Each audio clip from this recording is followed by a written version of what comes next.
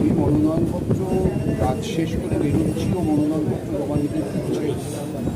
ও আমার বহুদিনের পরিচিত, একসঙ্গে টেলিভিশনে অজস্র আলোচনায় আমরা থাকি। ছেলেটা রোদে ঘুরে ঘুরে খেটে খেটে কালো হয়ে যাচ্ছে। ওকে বলবো না যে তোর শরীরটা খারাপ হয়ে গেছে, তোর গায়ের রঙটা কালো হয়ে যাচ্ছে? দাদা হিসাবে, অভিভাবক হিসাবেও তো এটা বলতে হয়। ও বিজেপির প্রার্থী, আমি সিপিআইএমের প্রার্থী। ওর সাথে দেখা হলে কি আমি মুখ ঘুরিয়ে চলে যাব? কি প্রশ্ন করছেন? কেনই প্রশ্ন করছেন? তৃণমূল তো সবসময় কটাক্ষ করছে যে সিপিএম আর বিজেপি এক, তার সৌজন্যই কি দেখা গেল এরকম মনে হয়? তৃণমূল নিজে সবচেয়ে ভালো জানে তৃণমূল কার সাথে এক।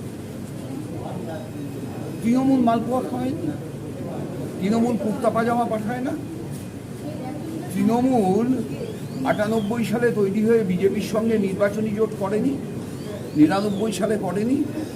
2001 সালে হয় এবার নয় নেভার স্লোগান দিয়ে তৃণমূল ছেড়ে কংগ্রেসের হাত ধরে হেরে গিয়ে আবার ফিরে গিয়ে দপ্তরবিহীন মন্ত্রী হয়নি।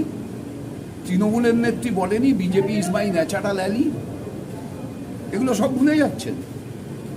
একটা প্রশ্ন যে আপনাদের বরানগর আমার সাথে সজলের রাস্তায় দেখা হচ্ছে, আমার সাথে সায়ন্তিকারও দেখা হয়েছে। আমি তো সায়ন্তিকাকেও শুভেচ্ছা জানিয়েছি। আপনি কি মনে করেন এইভাবে রাজনীতি? তো তখন তৃণমূল বলেনি যে সিপিএম আর তৃণমূল এক? অ্যাকচুয়ালি তাপস রায় ভদ্রতা করার মানে, সৌজন্য দেখানোর মানে এক হওয়া।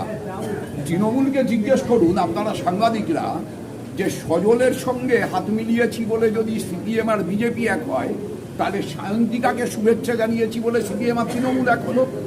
তাহলে আর দরকার কি সজল আর সায়ন্তিকার ভোটের লড়াইয়ে থাকার? আমি তো বিজেপির সাথেও এক, তৃণমূলের সাথেও এক হয়ে গেলাম। তাহলে বিজেপি আর তৃণমূল উইথড্র করে দিই, সব ভোট আমাকে দিতে বলুক। এই বরানগরের বিধায়ক তাপস রায়কে কুণাল ঘোষ ভালো বলেছিল বলে তাকে দল থেকে সরিয়ে দেওয়া হয়েছে, সেই জন্যই ওসব কুণাল ঘোষ কি করেছে, তৃণমূল কি করেছে দরকার নেই।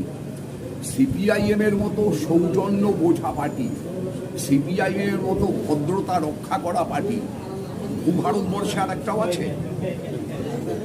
থাকলে তার নাম বলুন, আমি তার উদাহরণ তুলে ধরছি আপনার সামনে। শুনুন, আমার ভাইটা কালো হয়ে যাচ্ছে, আপনারা ওর যত ছবি দেখাবেন মেকআপ দিয়ে ফর্সা করে দেখাবেন। কালো হচ্ছে আমার ভাইটা। তন্ময়দাকেও আমি কালো করে ছাড়বো।